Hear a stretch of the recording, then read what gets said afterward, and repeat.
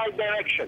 So what is your next move then? You say Benghazi is now in control of the protesters. What are you planning to do now, given that other cities in Libya are still seeing unrest? The capital, Tripoli, notably, is still under government control. What is your next move in Benghazi? Well, basically, we are trying to set up a temporary government in coordination with all parts of Libya, starting from the Egyptian border to the Tunisian border. We are trying to support Tripoli as much as we can. We're telling them that this government, this regime survives on rumors. We are trying to get to them, but unfortunately they're blocking the ways. There is no flights. Roads are closed at Sirte, which is halfway between the two cities.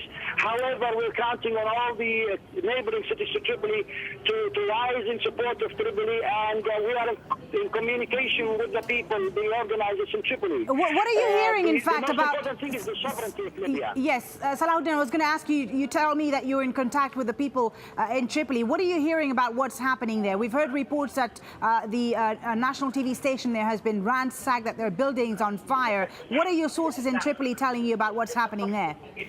Well, that is true. I can confirm that two of the local stations, AlJazeera 2 and AlShababiyya, were put out last night and set on fire. They are a little bit suspicious because at the moment there is a complete absence of law, of security forces and so on. So they're suspicious. Maybe they're lulling them into a false sense of security. We've told them from our experience that they are doing that they should continue their demonstrations peacefully and try to avoid them, because those people will use immediately live bullets. Well, indeed, that was going to be my next question to you, Salahuddin. Aren't you concerned? We heard Saif al-Islam say on television last night that, you know, Libya is risking a civil war. Aren't you concerned that the authorities might overreact and this might just lead to more bloodshed? Well, I mean, I guess that's his aim. He's actually... Okay, we seem to... For that. That is his aim. He wants the East to go up in arms, to tell the Tripolitanians there is chaos there. We've told you, give up your fight. Unfortunately, it is falling on deaf ears. People here are cooperating. They're getting together. They're trying to help the neighboring.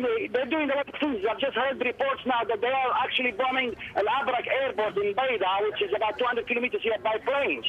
But the city is still in complete control of by the demonstrators. Okay, Salahuddin Abdullah in Benghazi there. Thank you very much for updating us there on the latest from there. Let's now speak to Wahid Burshan. He's a Libyan political analyst in the studio with us here in Doha. Wahid, what do you make of these fast-moving events, it seems? We're hearing of a TV station ransacked in Tripoli, buildings on fire there, the second largest city in control of demonstrators. What's happening here, you think? Well, if you know where this location is, this is the public broadcast, I guess, or company is, their actual building is on Corniche. It's pretty much very close to what he calls the Green Square, which is the Martyr Square, actually, what it is, and it's very, very nearby. So if you can think of the location of it, it's very, very central.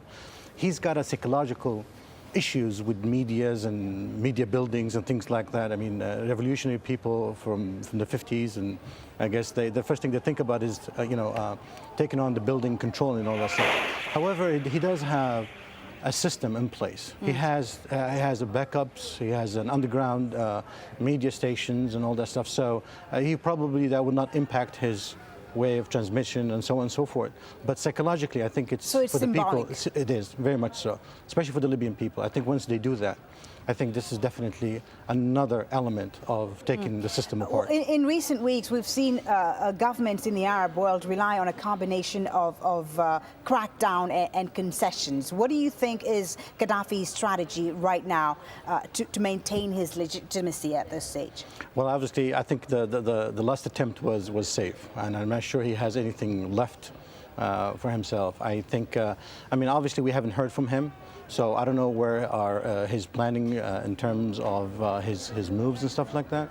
But I would say his political attempt to have something at stake for his son is pretty much done with yesterday. Well, let's listen, in fact, to what Saif al-Islam, Gaddafi's son, had to say on television last night about this unrest.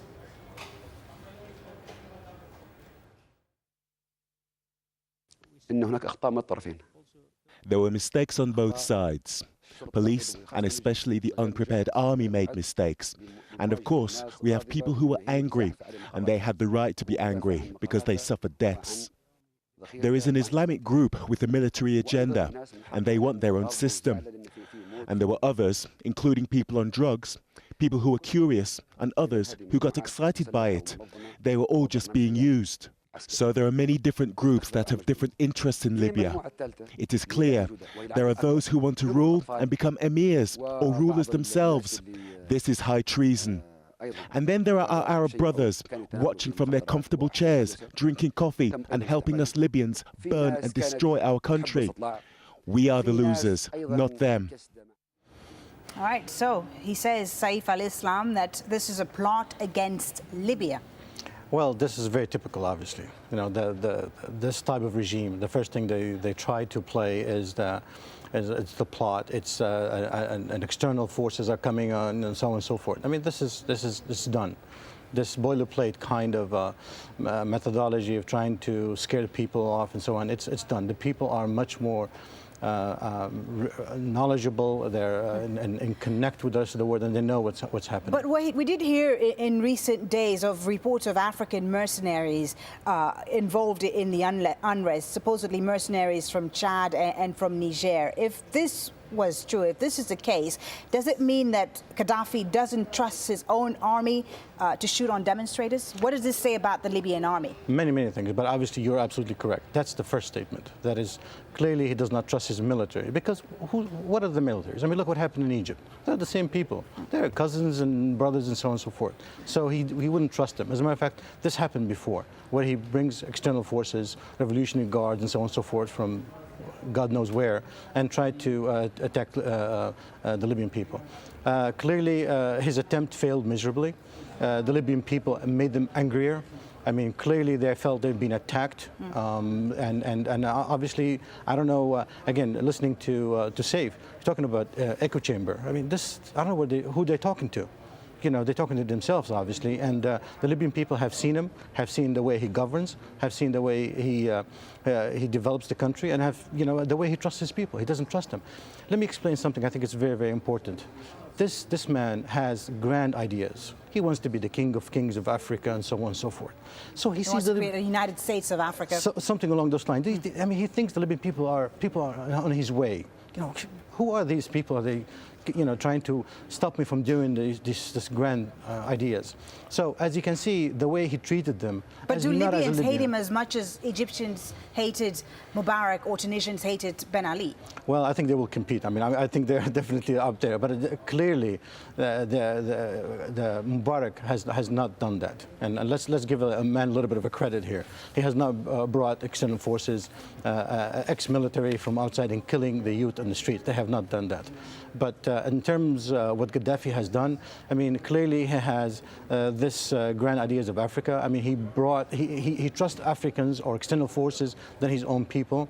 His own people are people